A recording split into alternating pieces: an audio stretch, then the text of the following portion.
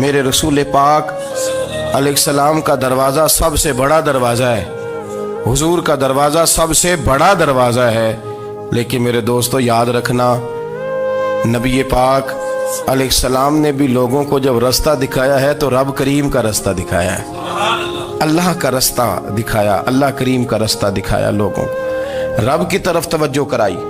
میرے رسول کریم سید عالم صلی اللہ تعالی علیہ وسلم نے لوگوں کی اللہ کی جانب توجہ کرائی اور لوگوں سے یہ کہا کہ وہ اپنے رب کریم کی جانب اپنا ذہن رکھیں، اپنی توجہ اپنے اللہ کی جانب مبذول کریں۔ میری بات کو اچھے طریقے سے سمجھیے گا، علم اللہ تبارک و تعالی عطا کرتا ہے تو اسے اللہ کی عطا ہی سمجھنا چاہیے۔ کچھ لوگوں کے پاس علم ہوتا ہے پر علم نافع نہیں ہوتا، وہ ٹامک ٹونجا مارتے رہتے ہیں ساری زندگی۔ علم کو اللہ کی عطا سمجھیں، اپنی عقل پر اپنے شعور پر زیادہ بھروسہ نہ سمجھیں، نظر اللہ پہ رکھیں۔ حضرت مولا علی شیر خدا کرم اللہ تعالی وجہہ الکریم سے کسی نے پوچھا تھا بڑا عالم کون ہوتا ہے؟ ہمارے ہاں تو اب وہ والے عالم پائے جاتے ہیں نا، اللہ ماشاءاللہ، جو ممبر پہ بیٹھتے ہیں تو دعوے ہی دعوے ہیں، ممبر پہ بیٹھتے ہیں تو دعوے ہی دعوے ہیں، اس طرح کے عالم ہمارے ہاں پائے جاتے ہیں۔ وہ ہر بات میں دعویٰ کرتے ہیں، میں یہ کر دوں گا، میں وہ کر دوں گا۔ یہ مزاج علماء کا نہیں۔ حضرت علی المرتضیٰ سے کسی نے پوچھا بڑا عالم کون ہوتا ہے؟ فرمایا بڑا عالم وہ ہوتا ہے کہ جسے مسئلے کا پتہ نہ ہو تو وہ کہہ دے مجھے نہیں پتا، میں پتہ کر کے بتاؤں گا، غلط بات بیان نہ کرے۔ امام مالک سے کسی نے کوئی مسئلہ پوچھا تو آپ فرمانے لگے مجھے اس سوال کا جواب نہیں آتا، ہمارے بزرگ سمجھاتے کیا ہے؟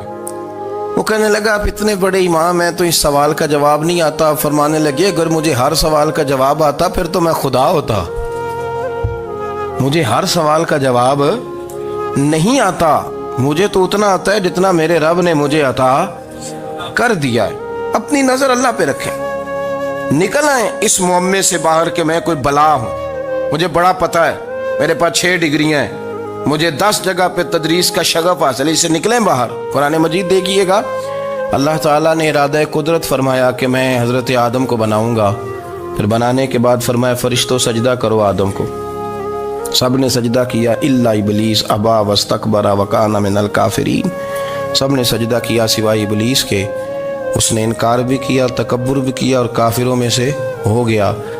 تو یہ جب اللہ تعالیٰ نے سجدہ کرایا تو کیسے کرایا؟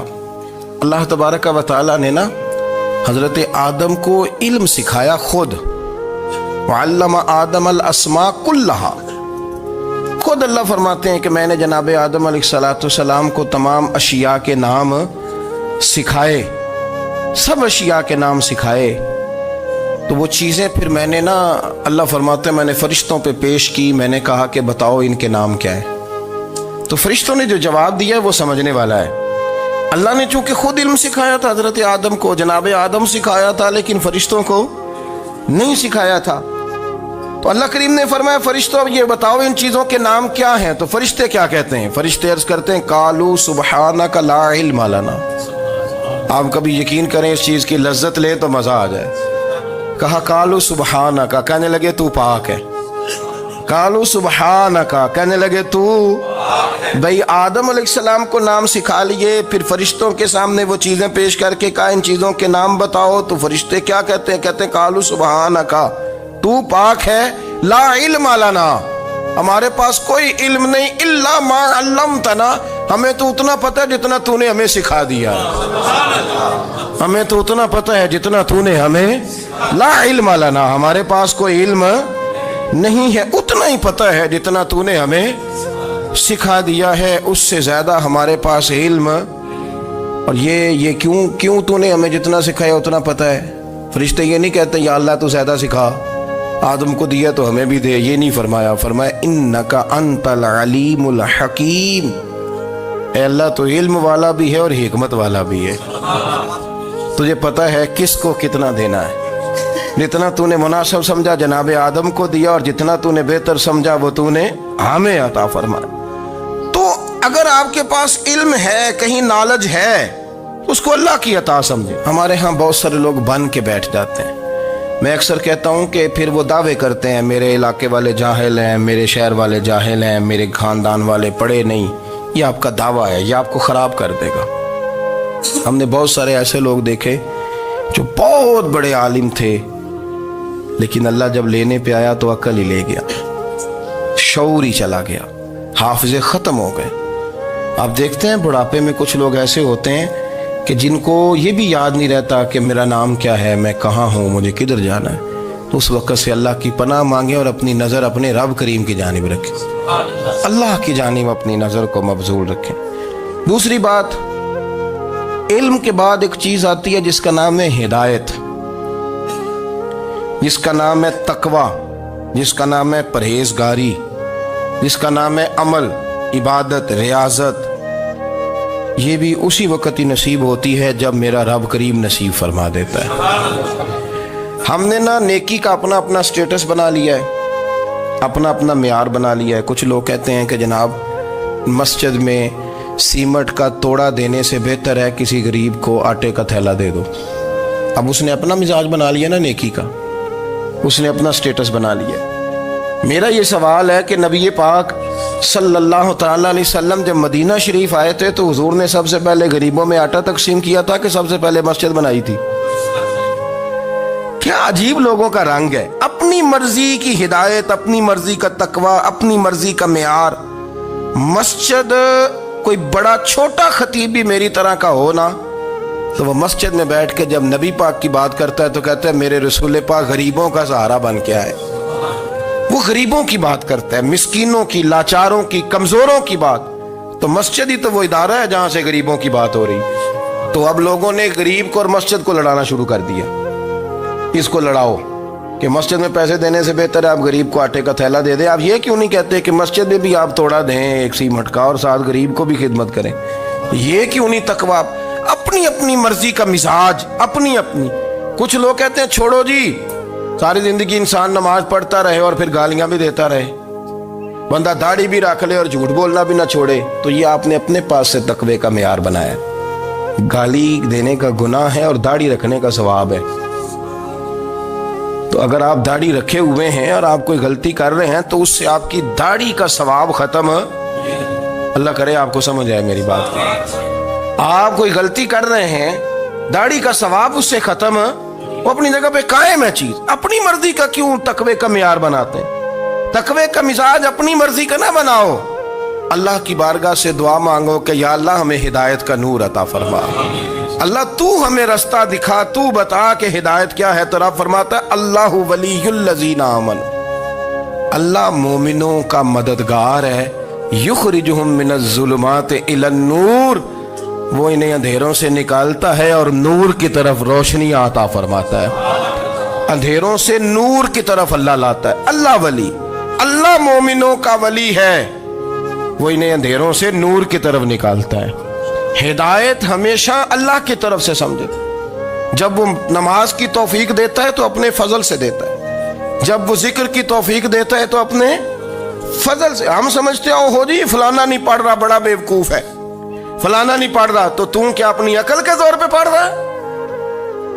میں جی اللہ کے فضل سے 2 سپارے پڑھتا ہوں، تو کس پہ احسان کرتے تو 2 سپارے پڑھ کے رویا کر کہ اگر مالک تو بڑا قریب نہیں۔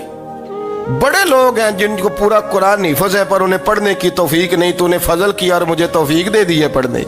رویا کر، پڑھ کے رویا کر، راتی ساری کر کر زاری، وہ نیند اکھاں تھی توندے تے فجرے اوہی گناہگار کہاون سب تو نیوے ہوندے۔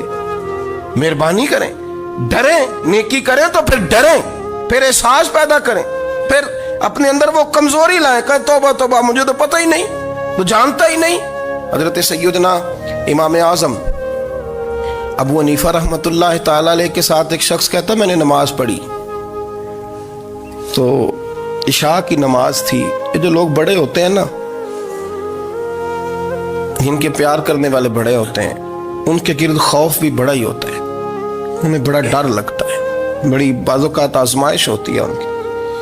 عشاء کی نماز کہتے پڑھی تو امام صاحب نے نا عشاء کی نماز میں تلاوت کی آیتیں فَمَن يَعْمَلْ مِثْقَالَ ذَرَّةٍ خَيْرًا يَرَهُ وَمَن يَعْمَلْ مِثْقَالَ ذَرَّةٍ شَرًّا يَرَهُ، فرمایا جو ذرہ برابر خیر کرے گا وہ بھی قیامت میں دیکھے گا، اور جو ذرہ برابر شر کرے گا وہ بھی قیامت میں اس شر کو دیکھے گا اس کے سامنے آئے گا.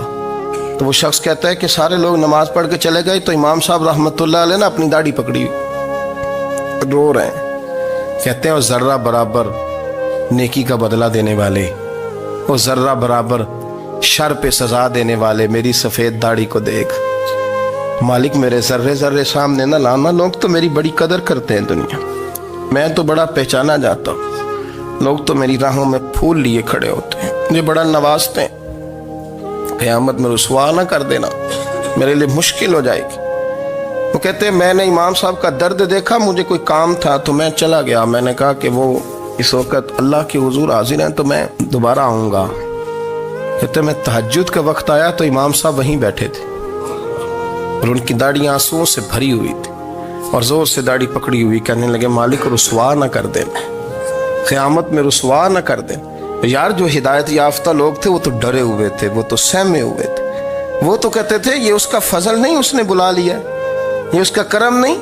حضرت باعزید بستامی کسی کافر کو دیکھتے تو رو پڑتے، کہتے مالک تو کتنا قریب ہے، یہ بے ایمان رہ گیا، تو نے اپنے فضل سے مجھے اپنے نبی کا غلام بنا لیا. وہ رو پڑتے. یہاں تو لوگوں کا دعویٰ ہی بڑا ہے. نمازی اللہ خیر فرمائے وہ تو دوسروں کو گھورتا ہے، وہ کہتا ہے جنت کا میں مالک ہوں، کنجیاں میرے پاس ہیں، میں کسی اور کو گھسنے نہیں دوں گا. اور اگر 2-3 حج کر لے تو پھر تو وہ کہتا ہے کہ اب میرے سے پوچھ کے لوگ جنت میں جائیں گے معاذ اللہ.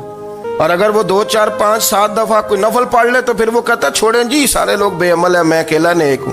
نہ ایسا کریں، اپنی توجہ اپنے رب پہ رکھیں، اپنی توجہ اپنے معین الملت والدین، عطا رسول، ہند الولی، غریب نواز، خواجہ معین الدین چشتی، حضرت خواجہ اجمیر، شاہ اجمیر، والی ہندوستان.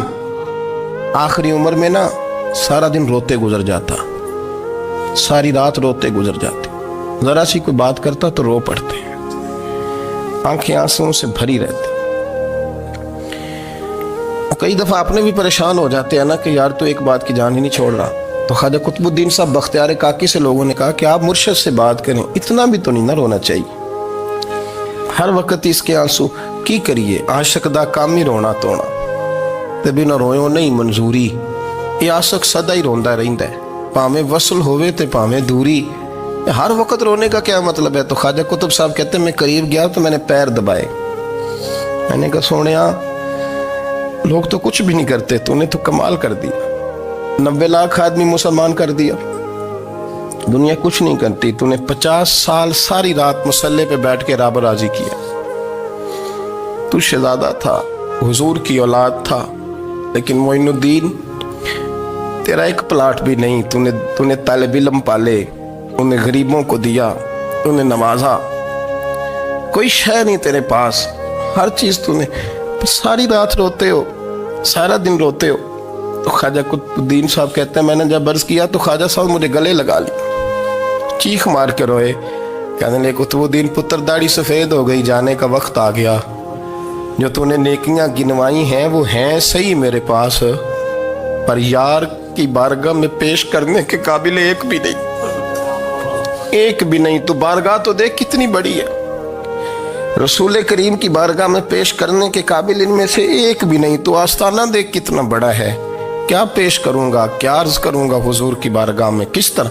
وہ یار جو بڑے تھے وہ تو ڈرے ہوئے تھے، سہمے ہوئے تھے، وہ تو بڑی آزمائش میں تھے، لیکن میرا اور آپ کا رٹا 2 نمازیں پڑھ کے 6 نمازوں کا دعویٰ کرنا اور لمبی چوڑی کہانیاں بنانا اور اپنے منہ سے اپنی تعریفیں کرنا، اس سے تھوڑا باہر آئیں. رزق بھی میرا اللہ ہی دیتا ہے، علم بھی اللہ دیتا ہے، رزق بھی. بڑے بڑے فقیروں کو مالدار ہوتے دیکھا، بڑے بڑے مالداروں کو فقیر ہوتے دیکھا، بڑے بڑے. میرے ایک بڑا سخی قسم کا سجن ہے، بڑا پیارا ہے، میں اسے سخی مانتا ہوں. میں نے اپنی پریشانیوں کے دنوں میں بھی اس شخص کو سخی دیکھا. ایک دن رات کو مجھے ٹیلی فون کر کے کہنے لگا کدھر ہو؟ میں نے کہا میں گھر ہوں. نہیں اکثر سفر میں ہوتے ہو نا؟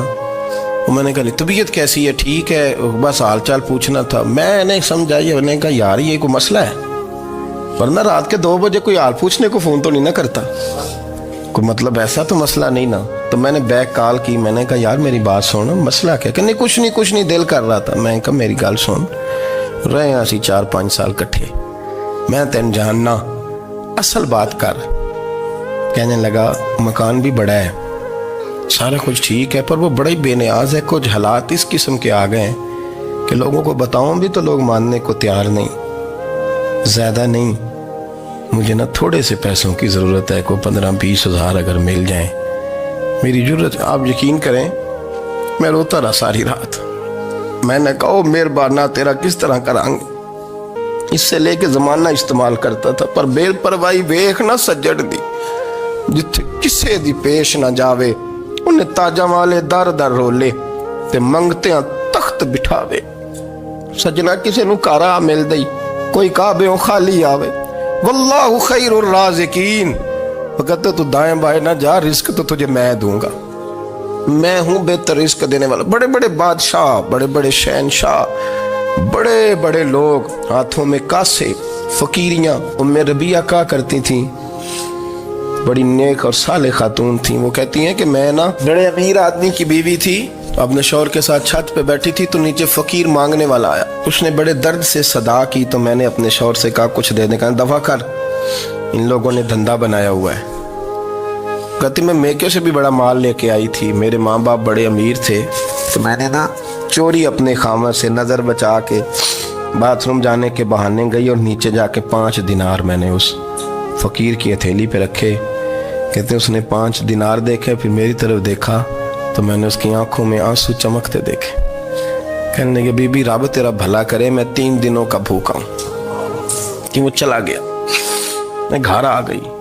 जब बाहर आई तो मेरा शौहर कहने लगा तू इतनी अब इतनी तू तेज हो गई है और तू इतनी खुद मुख्तार हो गई, मेरे बगैर पूछे माल खर्च करेगी, जा तुझे 3 तलाकें। कहती मैं बालदार और वजादार बाप की बेटी थी, तलाक लेके घर आई तो मेरा बाप टूट गया, चारपाई पे चला गया। ओहो ये क्या बन गया। कहती बड़ी तकलीफ रही। 1-2 साल के बाद मेरे अब्बा ने मेरी शादी कर दी। अब जिस शौहर के पास गई वो बड़ा नेक था, परहेजगार था, अल्लाह ने बेहतरीन सिला दिया। कहती छत पे बैठी थी, दरवाजे पे फकीर आया, मैंने शौहर से कहा कुछ दे दूं।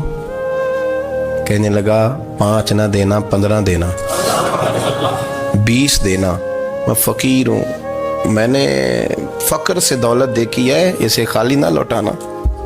कहती है कि मैं नीचे गई और जब मैंने उसकी तरफ दिनार बढ़ाए तो मेरी चीख निकली, पैसे फेंक के मैं बेहोश होके गिरी। मेरा शौहर ने आके उठाया, अंदर ले गया, पानी मुंह पे छिड़का। कहने लगा तुझे क्या हुआ?